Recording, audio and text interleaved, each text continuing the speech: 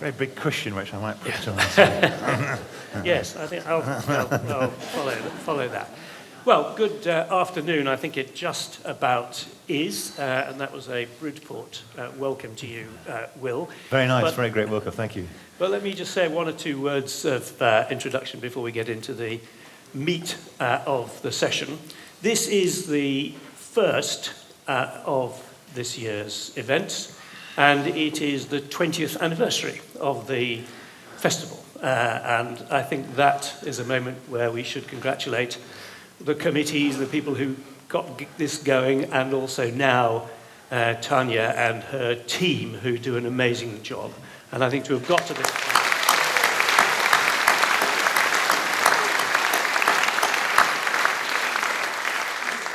we also, of course, depend on sponsors for their support. There is a sponsor for this event, who has said she doesn't want a fuss made or to be named. I don't know whether that's because she is just, as I know personally, a very modest person, or because having read Will's book, she doesn't want to be associated. But we can decide on that a little bit later. One thing, by the way, Will, that people always now insist, the organisers, is I have to ask, I'm sorry to have to ask this, but who bought your clothes for this event? I'm pleased to say I did. You did. And those glasses? They're fabulous. I paid for these. You paid for them. Okay. Just get that out of the way. Now, Will is, as those of you who followed his columns in the Observer, is a very prolific author. He wrote one or two things before it, actually, but the book that he became famous for was The State We Are In, which was almost 30 years ago now, actually, 1995. And many people say that this latest one is the best since then. It's been very well received, generally. It scores 4.3 on Amazon. You see, you can quantify well received these days. Helena Kennedy said it was he was in towering form. The Observer, unbiased, of course, commentator, said that his optimism was unquenchable, and Keir Starmer said this was a brilliant book. Read it if you haven't already. And I wonder who bought him his copy. But I gave him two. I hope that's been declared. Parliamentary allowances.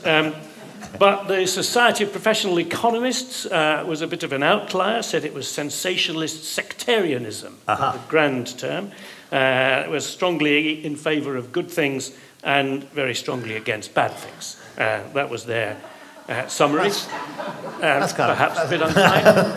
I am strongly in favour of good things and against bad things. Yeah, so I think they got it right, really. They were on the button there. The book I would describe as a game of two halves, in that it's first an interesting historical review of liberalism, conservatism, the birth of Labour, and attitudes in the Labour Party and in the liberal movement to capitalism and society. He brings in Adam Smith, John Stuart Mill, and all that crowd, and then moves on through William Morris and Keir Hardie, etc. Particularly interesting, I found on the Conservative Party, thinks the party went wrong with Mrs. Thatcher, rather than, of course, as the way it's written up in the Conservative Party, that she is the golden age, or indeed even perhaps before, and traces back an attitude to markets back to Selsdon Man of Ted Heath. And I was noted that you were very nostalgic for Harold Macmillan and his middle way, an unfashionable point of view, an unlikely hero, you might think. I need to tell you, however, Will, that down here, there are many people of us who think that Harold Macmillan is still Prime Minister, actually. So it's very current for people in West Dorset. But the second half of the book is a set of recommendations for change, some more radical, some more practical than others, I would say. But let's begin there with the recommendations. as I've said, Keir Starmer said it was brilliant. You say the left must stop finding itself in the same trap of jettisoning doctrinal socialism to win elections. Well, you've now seen the budget, so has the left made the same mistake again that you tell them not to make? Well, what I was trying to say there, when it's one of the themes in the book, is that like Tony Blair, I believe in a kind of ethic of socialism rather than the manifestation of socialism as it took in the 20th century, top-down kind of socialism, nationalization, planning, and I think the best of the progressive tradition is when you kind of stick to the notion that an ethic of socialism, or as Attlee described it, an ethic of fellowship, is married with the best of the liberal tradition, progressive liberalism, and an ethic of fellowship coming together. And that is actually what it means to be kind of, I think, on the progressive wing of British politics. And what I was trying to say in that quote was that don't jettison that to kind of just find yourself in no man's land. And on the budget, I mean, I have to say, I mean, it's, I think it was a strategic mistake, a first-order strategic mistake, not to acknowledge in the 6 weeks up to the election that actually the situation was a disaster, and you had to have, the taxes would have to rise, public investment would have to increase, and that would imply increase in public borrowing. And I think that Starmer and Reeves should have levelled with the British public about that. But having said that, I think the budget is strategically completely right. I think to increase public investment cumulatively by £66 billion over the life of this Parliament. I mean, I was suggesting, getting up to 100 billion in the book, but north of 50. I also suggested that public borrowing would have to kind of go up, and you'd have to relax the fiscal rules in the way that she has done. And I also said they'd have to raise taxation by about 1% of GDP, 1.5% of GDP.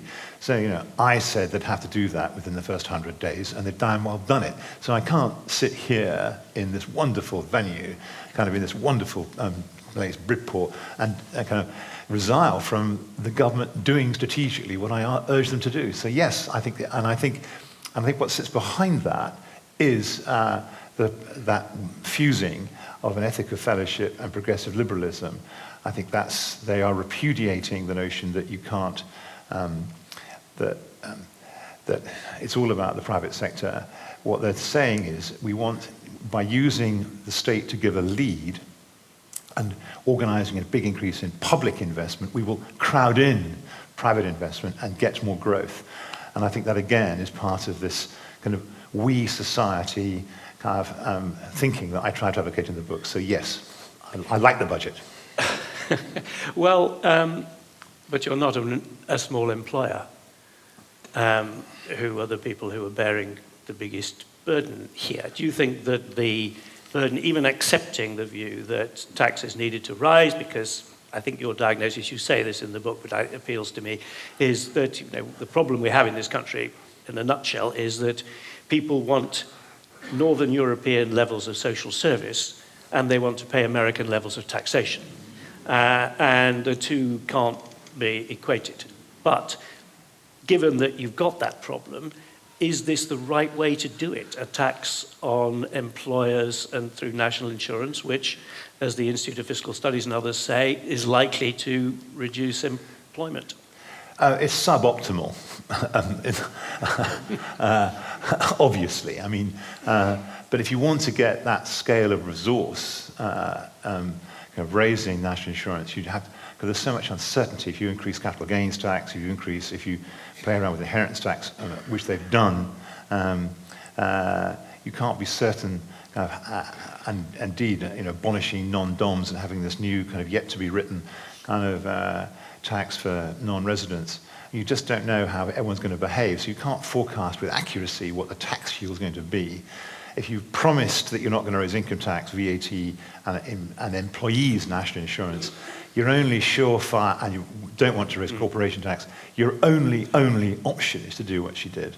Now, you can say that she should obviously not have foreclosed those options, but having foreclosed them, she had to do what she did. And personally, I hope that in the next 6 months she announces in the spring a review of the taxation of residential property. Everybody should know that actually your council tax is based on residential property values on 1991 prices. It's now 2024. If we get to the end of this decade and that hasn't been dealt with, you will know that you're living in a failed state, because our politicians and our political class have not got the courage to do what obviously has to happen, revaluing the basis on which you do residential property taxation. And then it's completely unfair that people in the north of England, where property prices have not gone up as rapidly as in the south of England, are paying for any given kind of square meter of house, progressively more of it in tax than those of us who live in the south. So it has to be dealt with, and I'm hoping that she will kind of not balk from that, and we'll know in the spring, we could even give until spring of 26, but no later. If it's undealt with, we live in a failed state.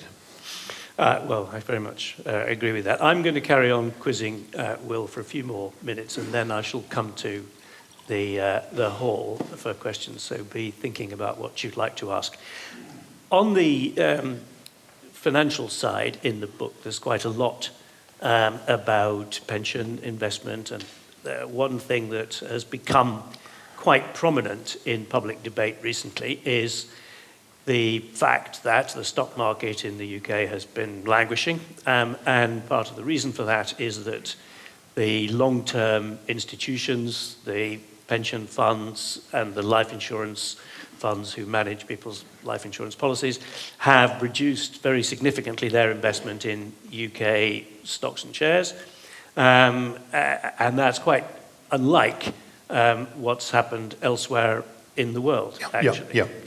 In that, one data point that sticks in my mind is that if you look at the whole of the world's stock market, and then you look at how UK institutions are invested, they are 40% underweight UK.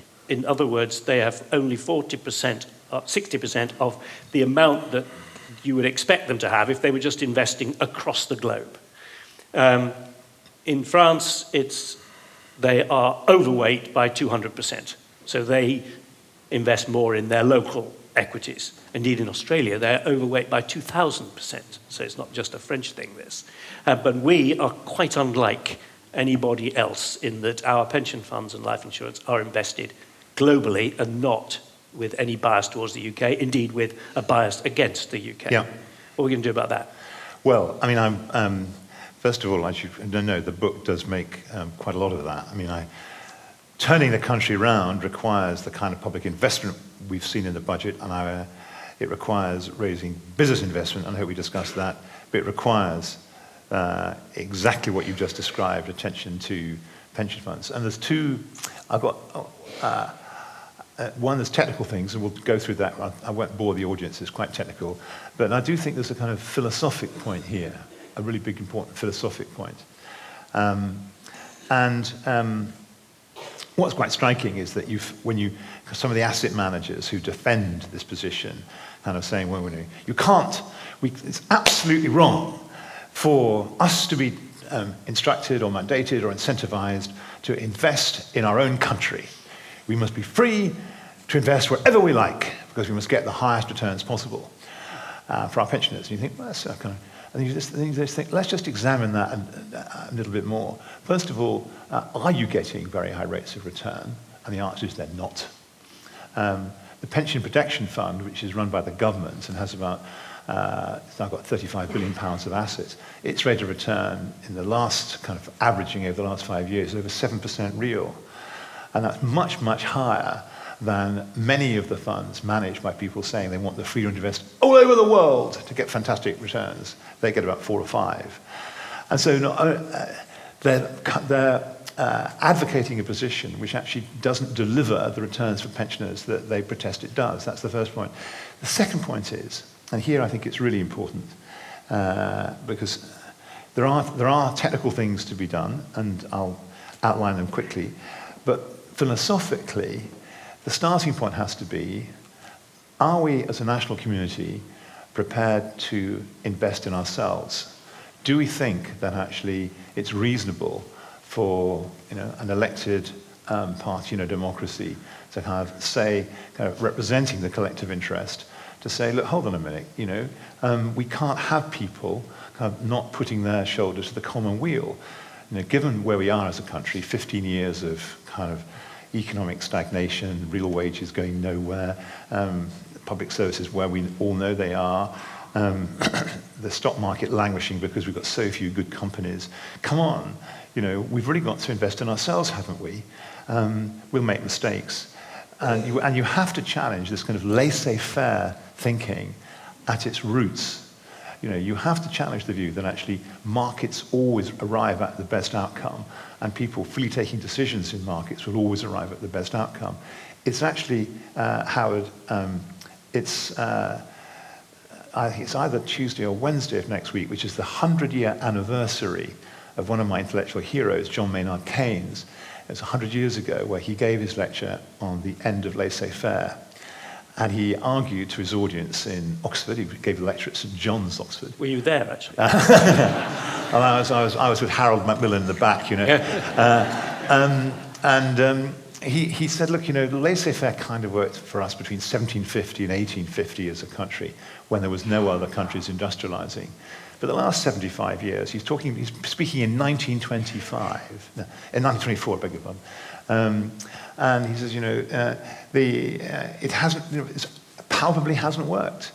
And actually it's time to break from that and to actually have a new way of thinking about capitalism, a new relationship between the state and the market. And actually it took 20 years, but after the Second World War, we actually did that. And I think the 30 years that followed were kind of less bad than the 25 years in the 30s and 20s, obviously, and actually shouldn't have been kind of destroyed by Mrs. Thatcher and the thinking that went with it. There should have been reform, as I argue in the book. Harold Wilson's inability to reform trade unions in 1969 was in that sense a big turning point, because it allowed, it kind of handed a free gift to her politically. So I want to return to a kind of Keynes's kind of fundamental principles that actually, whether it be the state borrowing for public investment, or whether it be the state kind of declaring to people who manage savings on its behalf, if you are investing as little as this in your own backyard, with the results that we see, where actually over the last 10 years, 2,300 fantastic high-tech companies kind of launched in our universities by kind of our technologists and our young scientists have been bought out and taken largely to America, but also Japan, Germany, and France. We've had some fantastic companies that could have been kind of really big, like kind of Microsoft and Google, kind of in the British stock market, but where are they? They're owned by Google and Microsoft. They're not owned by us. We want to turn that round. We need you to get behind our companies. And we're not saying, to only do that, but for God's sake, lift the percentage up to the kind of averages that you've said. You've got to win that philosophic argument first, I think. Once you've won that philosophic argument, reread what Keynes wrote 100 years ago, reread the general theory, revisit kind of Harold Macmillan's brilliant book, The Middle Way, who argued all this in 1938. He was a Tory, but he saw it too. And so I think with the local MP here, that used to be Tory, Oliver Letwin, would have kind of bought into this too. All that stuff that we've been living with for the last 45 years, that only people in free markets can get to the right decision, and the state always makes a muck-up of it, has got to be repudiated. Once you've got there, you can start thinking about how you really build some big pension funds, big pension funds of 100 billion. And the average, we've got 28,000 defined contribution pension funds and 5,500 defined benefit pension funds that are just too small. So they can, once they're big, they can start to take risk. And then you've got to find vehicles in which there's some degree of risk sharing with the state to allow some of the risk investing in British enterprise to be borne by us, the public. I think that if pension funds are going to get tax privileges or tax concessions, then the reciprocal quid pro quo is that they invest in us. If I'm now in my 70s, and I wish that more of my pension had been invested over the last 30 years in making Britain richer, and actually I care about the society in which I live, and I imagine some of the people in the room here will also be pensioners. And actually, you want a win-win, don't you? You want a good and secure income in retirement, but also you want to know that actually, as you saved over your life, the money was invested not only in, Tasmanian tin mines or kind of Brazilian coffee plantations, or kind of, you want some of it to have gone to, the Midlands, the north of England, building some of our fantastic companies that could have been world-beating companies. So we've got to win that argument, and then technically the things flow. Sorry, that was a long answer. Sorry about that.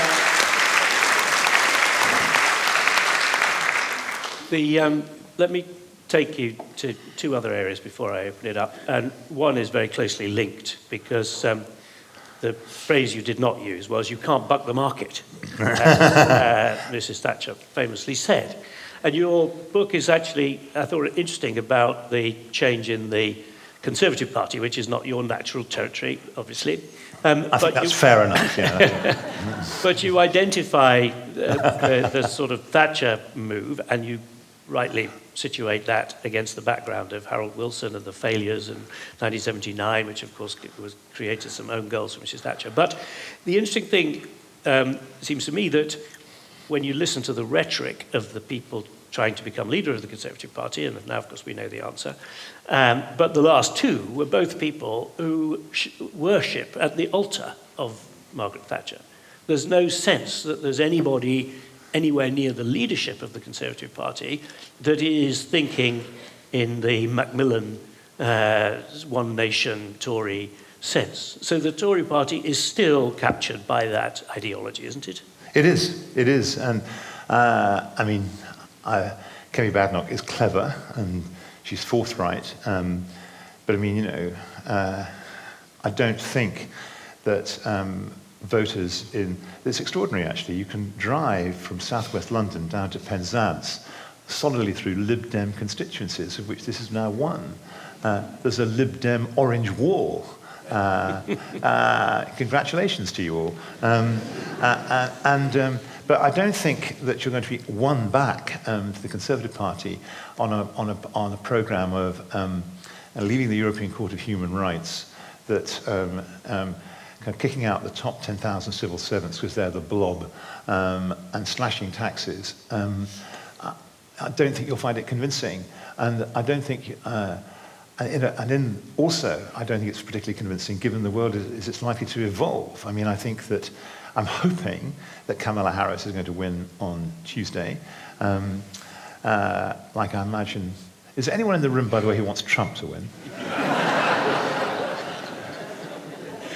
I think not. Yeah, okay, you leave those people out. I think I know. I think I know that.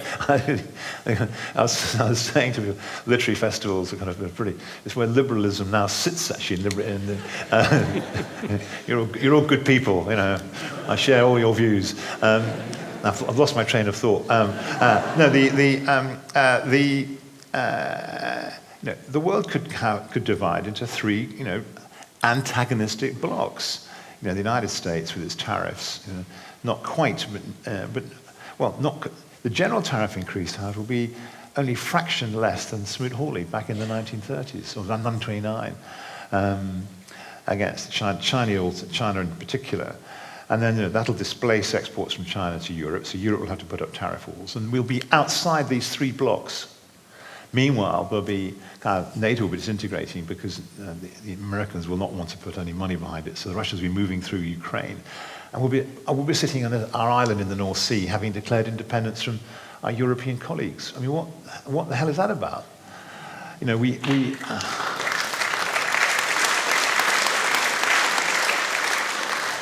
So in this kind of context, Kemi Badenoch kind of kind of saying that the real issue that confronts the country is trans lavatories.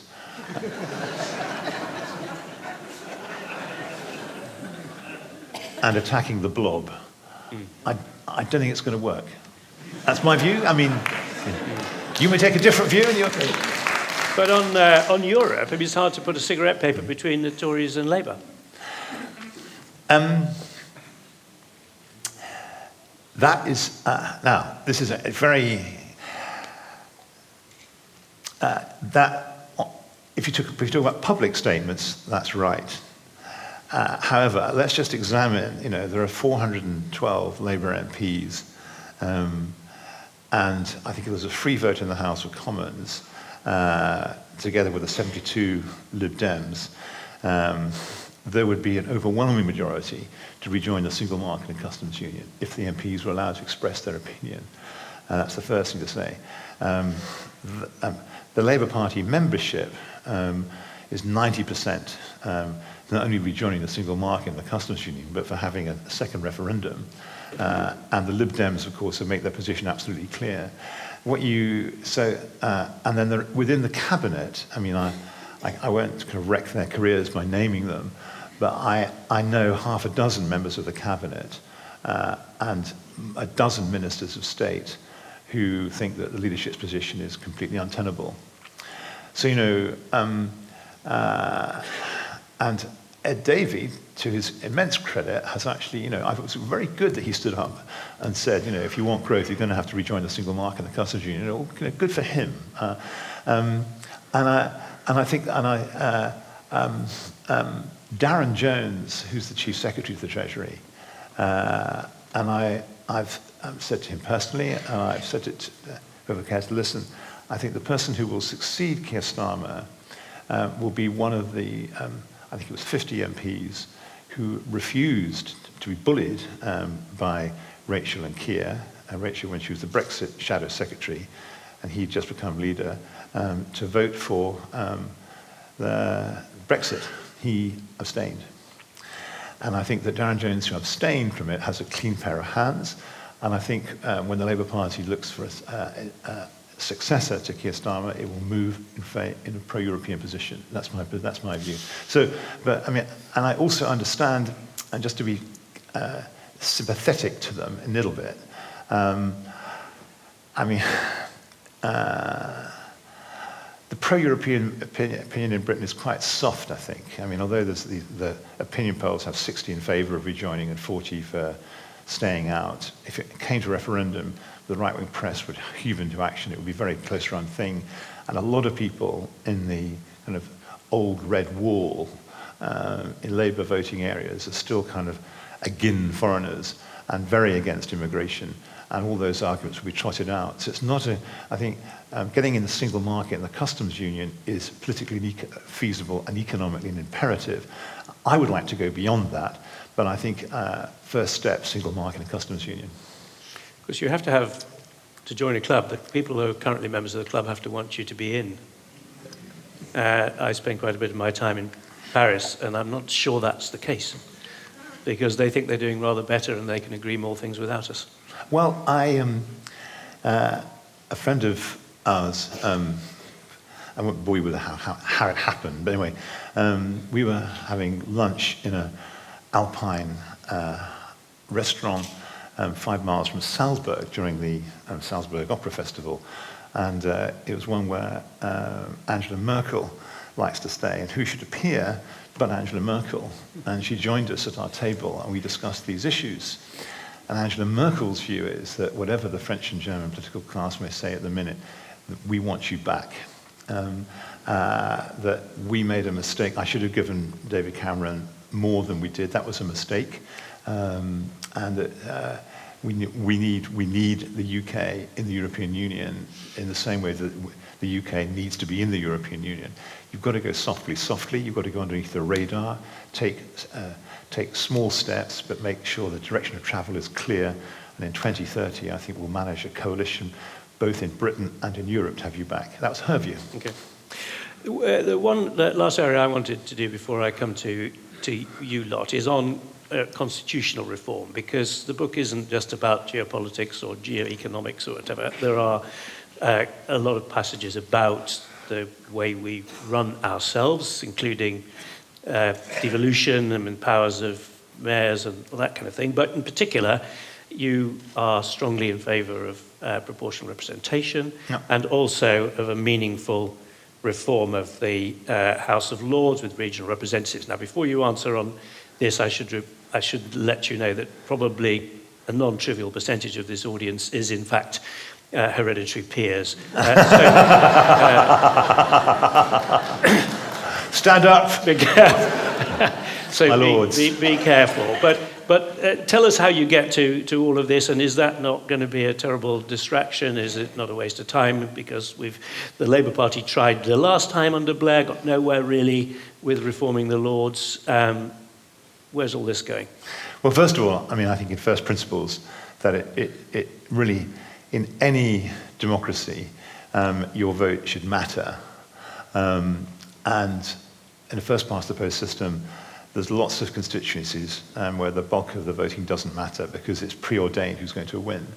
And you get kind of disaffection and disillusion thereby. I also think that actually you may not like the political complexion of some of the people who merge in your National Assembly with proportional representation, but you've got to argue with them. If you try not to argue with them, that's a losing position. But I mean, my views on this go back to the Third Reform Act in 1885. Was the era of national when the democracy was obviously coming. There were going to 5 million working men were going to have the vote, no women at that point. And the Tories knew that Lord Salisbury is alleged to have said, I tried to find the footnote actually, but I wanted the footnote, I couldn't find it. But he's alleged to have said to his inner circle that actually what was already happening was that Liberal MPs were standing down and allowing trade unionists to represent kind of working class constituencies in big industrialised parts of the country, like the central lands of Scotland and parts of northwest England. And you had in the House of Commons 10, 20 so-called Lib-Lab MPs. And the danger was, from the Tory point of view, that actually kind of, as Salisbury said, our task, gentlemen, is to make sure that the Liberal Party does not assimilate the trade union movement and form a national party of Liberal combining with Labour. That'll be a grave threat to us. And it will be even a graver threat if there's proportional representation. We must keep Liberal Party, Labour Party separate. And we must retain first past the post. If we can do that, gentlemen, the 20th century will be ours. Well, Liberals and Labour people kind of met throughout the 1890s. There was a vivid discussion about what you're going to do. In 1903, Gladstone, a cousin of William Gladstone, and Ramsay MacDonald formed the Gladstone-MacDonald Pact. Keir Hardie wanted nothing of it. I'm not having any truck with fucking Liberals. The Independent Labour Party is where we're going to go. And in January 1906, 28 MPs came back, 25 MPs came back as Lib-Labbers under that secret pact where the Liberals had actually given the Labour people a free ride. And the Independent Labour Party had 5. So the father of the Labour Party was not Keir Hardie, who made a strategic error after error, but actually Ramsay MacDonald, who actually had a pact with the Liberals. And the question was, are we going to have proportional representation? So when Asquith became Prime Minister in 1908, his second or third act, as you all know in the audience, if I'm telling you things you know, you must stop me, he launched a Royal Commission on proportional representation. Yeah? And it reported a year later, in 1909, saying we must have a single transferable vote. And then, of course, you had the People's Budget, and the question then became, was it PR that was more important or facing down the House of Lords? Because the House of Lords was not going to allow Lloyd George to raise taxes to have a national pension. There were 2 general elections in 1910, which were won and solidified by the fact that the Labour Party was now going to be independent from the Liberals, which was the 20th century falls out. In 1918, when we have the debates about were we going to act upon the Royal Commission's kind of recommendations in 1908 and bring PR kind of very interestingly. I mean, Ramsay MacDonald was opposed to it by then, having been for it. Liberals were for it in the House of Commons, but they were in opposition because the Liberal Party was split. Because Lloyd George was running the country as well, the minority Liberal Party with the Tories, and Asquith was now leader of the opposition. The House of Lords, actually, interestingly enough, were for AV. Anyway, in all that, they said, let's kick it down the road. We'll discuss it in 1924. And we are here, 100 years later, with the issue unresolved. And as I say in the book, kind of election after election, 1929, there was a comfortable majority. There were 8 million people voted Labour and 5 million people voted Liberal, and we could have had Keynesian economics. We could have our own New Deal, but actually that progressive voice was not sufficiently represented in the House of Commons, and we've had what we had: a national government, imperial preference, and all of that. And time again, 1951. The Labour Party lost office with, again, a majority of the votes, but a minority of seats because of the way the system worked. If you look back over 124 years since the foundation of the Labour Party, this country would have been a much better country, and much stronger parties, and much clever economic and social policies had we had PR. So although I know at the moment that we've learned how to vote tactically, and actually it's worked to the progressive cause's advantage, I would stand on principle that if you to look over the next century for my grandchildren and their children, I think to live in a system where there's PR would be better. And what about the Lords? Oh, they've got to be elected. It's unambiguous. We have to have an elected second chamber, and you have to figure out how to do it. I mean, there's you might have we could retain maybe 100 appointed, because it's quite wisdom that that argument isn't stupid, but the overwhelming majority in the House of Lords have to be elected. Okay, you heard it here. Let's go to the hall. Yeah, I'm going to take 2 or 3 if I can see them. Yeah, first one, if you could give at least a first name so that Will can refer to your question. I'll take you first here, 3rd row, thank you. And then I've got another one over there, thanks. Name's Gordon. Hello, Gordon, where are you? Here. 3rd row. Right, go. Can you see any reason why applying a half rate of inheritance tax to a family farm poses a greater threat than applying a full rate to any other family business? Or to put it another way, why should, no matter what the size of the farm, if it's reduced by 20%, it becomes unviable? What is it about inheritance tax and family farms that says we mustn't go there? That's an interesting question. Can we have a second question? Yeah, we have there's the row 5 over the other side. A woman there, yeah, short hair, 3rd one in. That's it. Thank you. Mine isn't about farms, sorry. I don't know about farms. I just wanted to ask, I thought it was very interesting what you were saying about the power of pension funds to kind of be core investors in country infrastructure. I just wondered what your view is on Great British Energy and the National Wealth Fund and those kind of structures that are being set up now. Do you think that will achieve the goal that you were mentioning of incentivising pension funds to invest inwardly? Okay, and the 3rd one. No, I'm going to go. Anybody else? I like to play for time. Yes, I think one in the middle there. Yeah, we'll take that one as well. And then I'm still looking to see if there's anyone in the cheap seats, but I haven't seen them yet. Yeah, go ahead. Hello, Will. I'm James. You haven't yet had a chance to talk about Biden, and yet we are looking at New Deal Part 2, an extraordinary success to chips and infrastructure and everything. I'm just wondering, in the light of the spending now planned here and the borrowing, whether there are structural societal things in this country which make it harder to pull off what Biden has managed to do in job creation and sudden economic improvement. And if so, what are the things that we're missing here on how to make it work as well as he has there? Well, I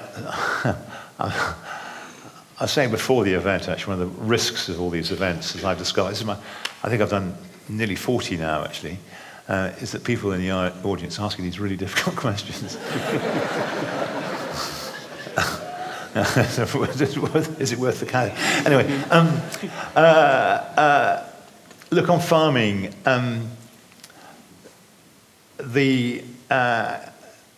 essentially, the Conservative Party between 1979 and 92, I think, brought in this concession that farmers, if they wanted to hand on their farm to their kids, should be completely free of inheritance tax. Now, I don't think that you should single out kind of particular parts of the kind of the community or our citizenship for kind of, as far as you possibly can, a tax system should treat everybody kind of the same, I mean, there shouldn't be kind of, tall people should have to pay more tax because they're tall. So that's the first thing to say. The second thing to say is that I'm not in favour of the relief anyway. It had become colossally abused. James Dyson has bought, as one of the biggest landowners, he owns more land than most English dukes now, and that is a pure kind of avoiding inheritance tax ploy. That's what he's doing. And what the government tried to do was to, the first million is tax-free anyway, the next million is tax-free, and then you get this, you don't pay tax at 40%, you pay it at 20%. It applies to only 13% of farms, actually, and not 87% will still go through tax-free. And the kinds of farms that they will apply to will be ones for which an enormous, a disproportionate number are there because it's a tax avoidance device. Now, I think the NFU have been kind of, have got, climbed on their hobby horse and shouting the odds. I mean, have just not looked at the numbers or they're being unfair.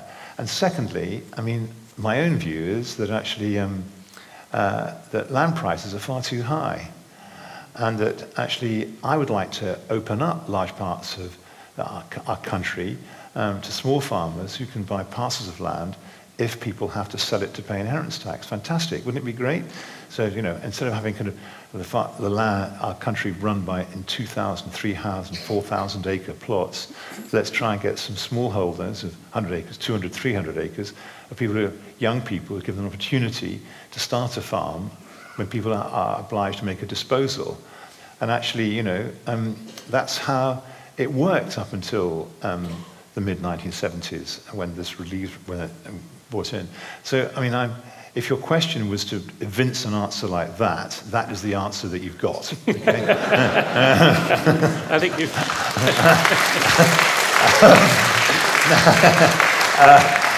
On Great British Energy and the national wealth, look, I argued for one of the things about the book, by the way, is that I just want to get this off my chest. I mean, quite a lot of the stuff I argue for in the book, they're bloody well doing. That's the worrying thing. I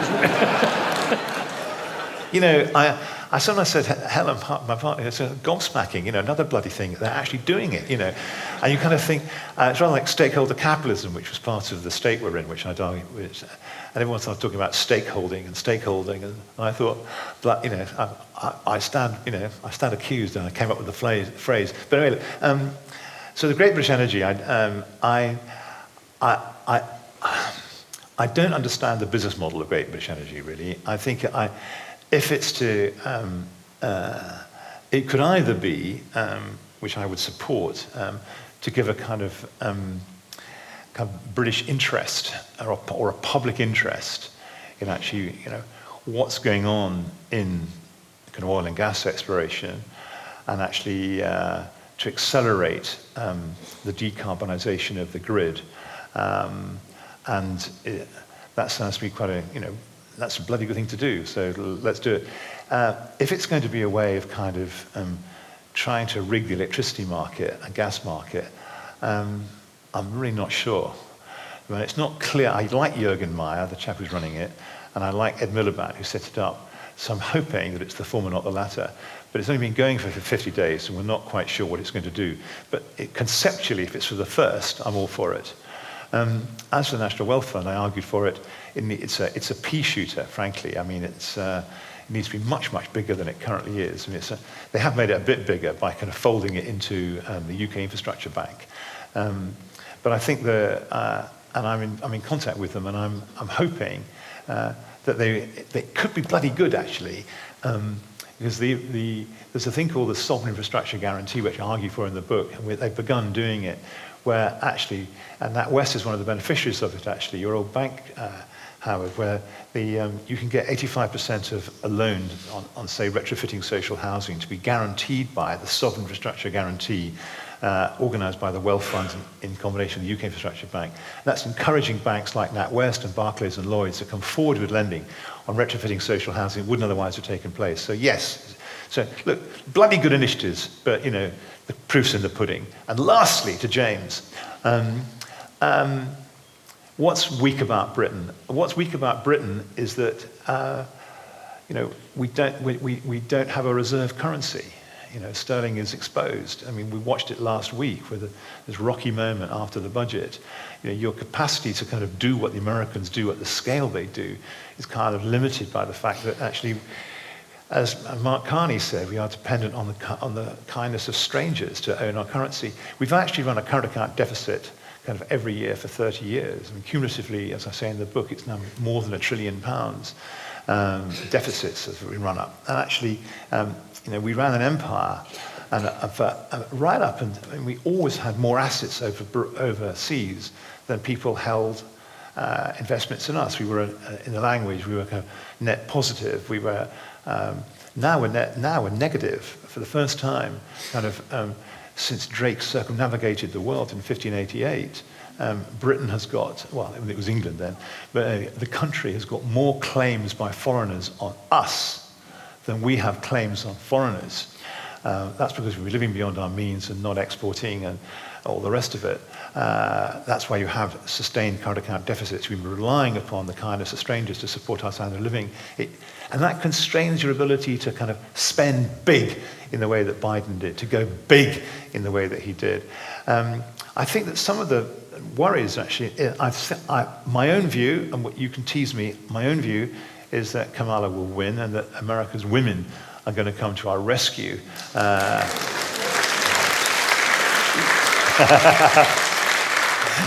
I think it's largely women clapping that, actually. A lot of American. Thank God we would have got the vote. Oh, God, thank God.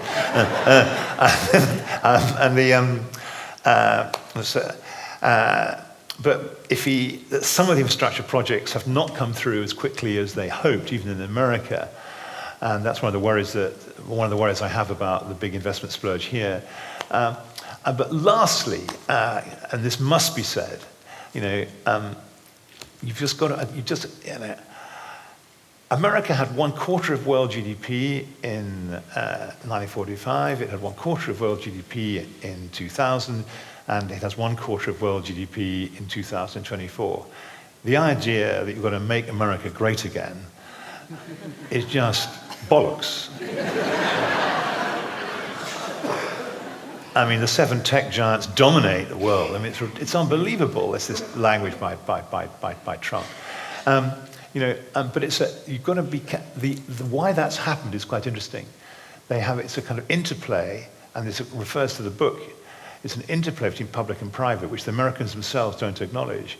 They have wonderful private markets where swaggering venturesome venture capitalists who really get behind kind of young companies in a fantastic way and grow them and support them and kind of live with failure and all the rest of it. It's a risk-taking culture. But what they don't talk about is that actually there's a wonderful university sector that actually spawns the creation of all these technological knowledge. And then you've got behind it the US Department of Defense. Without the US Department of Defense, no US semiconductor industry and no internet.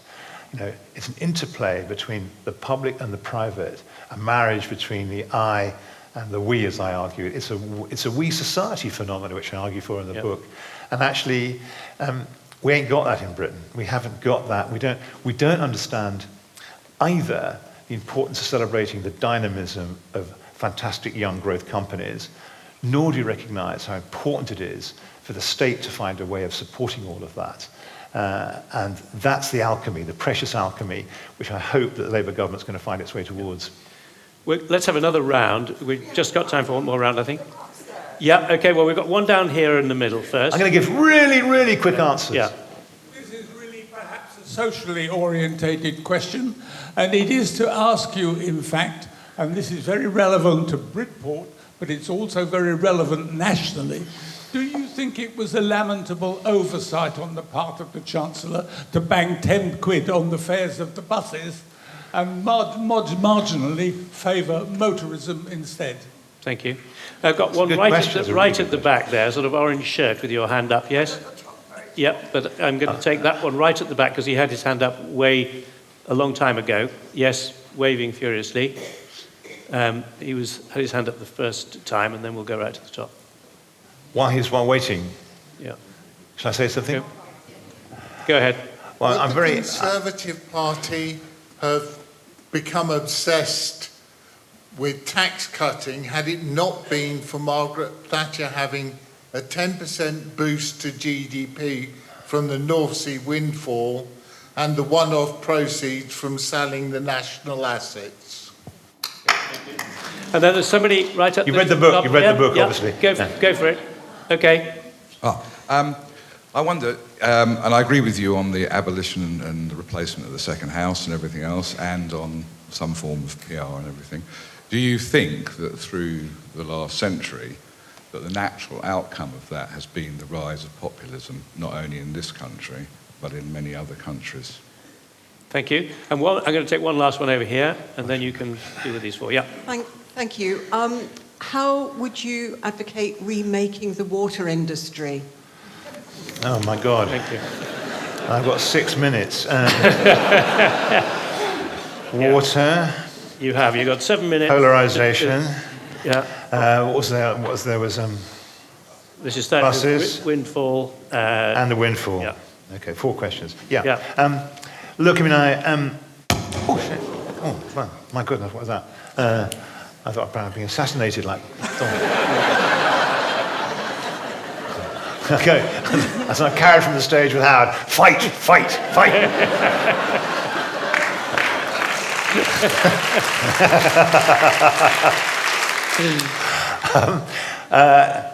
Just to say, the book does, I mean, there's a lot on society in the book, and I do, one of the inspirations for writing it actually is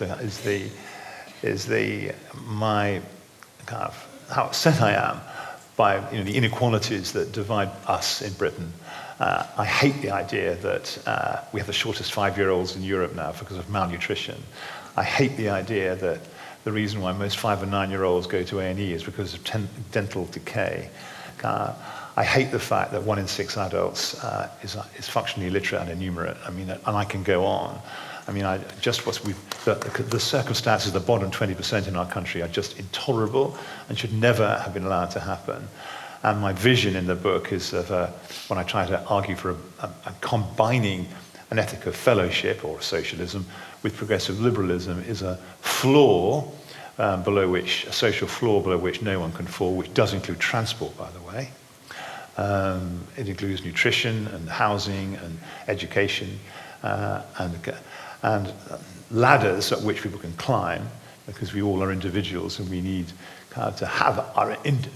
We want to live lives we have reason to value. We want to climb up ladders of ambition, and we must be free to do that, within housed in a capitalism that has common interest biases. That's my kind of vision. So when you ask a question like that, I'm thinking, why excuse drivers from the excise duty that have been frozen for 10 years now? That's another damn thing, by the way. Alongside with residential property values at 1991 values, if we freeze excise duty, it can never index it, for another decade. That's another signal you're in a failed state. And it's just rank populism. There is a problem. I think that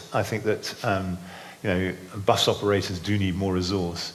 But I wouldn't have made that trade-off. So that, if that's what lies behind your question, then I agree with you, and I put my thumb up when you said it. There's water, I'll come to that in a minute, polarization, and what was it? The windfall. Windfall. Thatcher's use of the windfall or not. Yeah, look, I mean, this is one of my bugbears, you see. I mean, Tony Benn set up the British National Oil Corporation because he wanted, and I think quite rightly, he wanted a public interest in the North Sea, and wanted some of those assets to be held, on behalf of the British citizens and the British public. It's completely correct, but he called it socialism. And as soon as you do that, it's a red rag to the Thatcherites and the right, and they want to, obviously we can't have that with it's socialist, stop it, and so privatize it. And actually, as I say in the book, I mean, had we kind of carried on with a kind of Ben's approach and built up a sovereign wealth fund, I mean, the Norwegian sovereign wealth fund is worth more than, I think it's now close to 1.3 or 1.4 trillion dollars. We could have had a wealth fund in Britain of that size. But it wasn't built up because the money was used, the assets were privatized, given to the oil companies. They did pay taxes, in fairness, and some of those taxes were used to cut your taxes, which is going to unleash a kind of entrepreneurial boom. I always say to Tories when they lionize Mrs. Thatcher, if she was so great and saved the country in the 1980s, why we are where we are now in 2024? It's obvious failure. So your point is very well made. I wish we had a Norwegian scale kind of national wealth fund at the minute, and by God, could we do stuff? We could really do stuff. Then the water industry. Look, I mean, that's another thing. I mean, we should never have. There's a wonderful moment in Nigel Lawson's biography when he says that he's at the dispatch box of the House of Lords with Willie Whitelaw when the water industry is finally passed in the House of Lords. And Willie Whitelaw says, privatisation too far. And Nigel Lawson says, that's what you'd expect from a wet like Willie Whitelaw. I mean, obvious we had to privatise the water industry. And at the time, in the 1990s, it looked as though, it was going well. But actually, there's a whole issue in company law about what the purpose of a company actually is. I mean, and you can debate it for a company making widgets, but is your point profitability at all costs, or is it the delivery of a social purpose from which you make profit? Now, I take the latter position. But in a utility, providing gas, electricity, water, you can't put profit before the provision of the service. I mean, water is indispensable to life. And actually, kind of allowing these companies to incorporate as PLCs in which profit maximization was their legal obligation was always going to kind of land you in what we had with Macquarie, that kind of vulture capital Australian investment bank taking over Thames Water. Now, you can go online and see I've written I wrote a column every kind of, when it happened, I wrote a column saying this is a disaster waiting to happen. A few years in, I wrote another column, commentating on the disaster that was unfolding.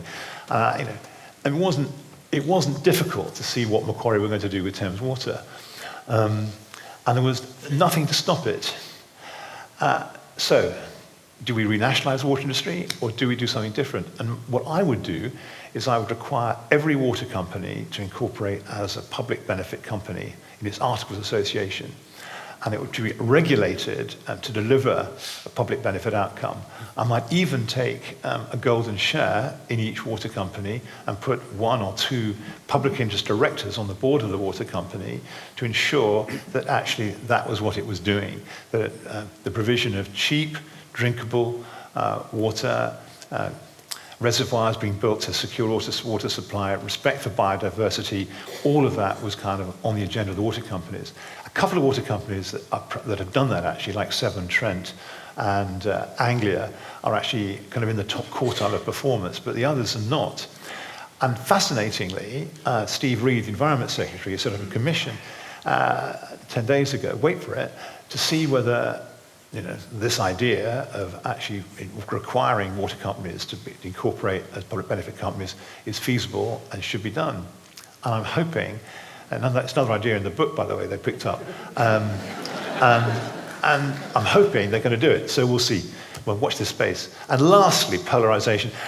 When you put the question, I thought, you can't really believe that having kind of an unelected House of Lords is called worldwide polarization, can you? But you don't mean that, do you? What you mean is that, look, I think polarization is kind of...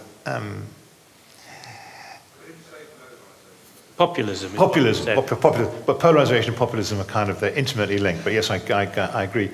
Look, I mean, this is one I find it very hard to kind of unpick this in 30 seconds. But I start with the impact of income and wealth inequality, which is, I think, really pulling our societies apart. I mean, Elon Musk is trying to buy the American election with his kind of what he's doing in Pennsylvania. And I saw that he's actually he's told Keir Starmer to keep his hands off English farms. But that is what you have when you have kind of, you get these divisions, the incredible concentration of wealth. It's doubled. Wealth was 3.5 times GDP in 1980. It's now more than 7 times GDP in kind of 2023, which is where the data point is. And when you get the gaps between all the things that you need in a functioning society, a sense that we're all pulling together, that it matters what other people think. The rich don't really care what you think because they're so rich they don't need to know what you think. And if you're at the bottom of the pile, your chances of climbing up the pole of those ladders, which I described earlier, are close to impossible because you just haven't got the kind of resource to kind of stand behind you as you make these attempts to climb up the ladder. So one of the drivers of populism, I think, is a real sense by the bottom 20% of the population, maybe the bottom 30%, in the States, the non-college kind of educated men who have kind of blue-collar jobs are real Trumpsters, as they say. And it's a very similar pattern across Western Europe and in Britain. That kind of that part of the demography leans into that populist agenda. Then there's another thing which I think we have to look in the eye, which is really tricky. And I'm slightly circumspect. You're going to have to wind up, Phil. Okay, immigration. Very short. Yeah. Immigration, mass immigration, whether it's in America or whether it's from Africa into southern Europe. If you've got nothing and then you see waves of immigrants coming in, you are just kind of, that's part of the alchemy in which right-wing politicians can shamelessly fish, and that's what we're witnessing. And it's why it's so important, to finish off on this, why it's so important that actually, whatever you think of the Labour government, it's why it's so important it succeeds. It's why it's so important that the ideas are refined and knocked about so they're better ideas. The ideas in this book get run with, because Britain could be, because we've got all the things we need, actually, if you get it right. It could be an economic and social model that the rest of Europe might want to copy. We could put populism in its box. We could demonstrate to the rest of the world how actually you do it. It's really important at this moment in time that we succeed, because if we don't succeed, I'm really fearful about populism, the march of the right, and some really noxious people running our affairs. So, this time no mistakes, okay?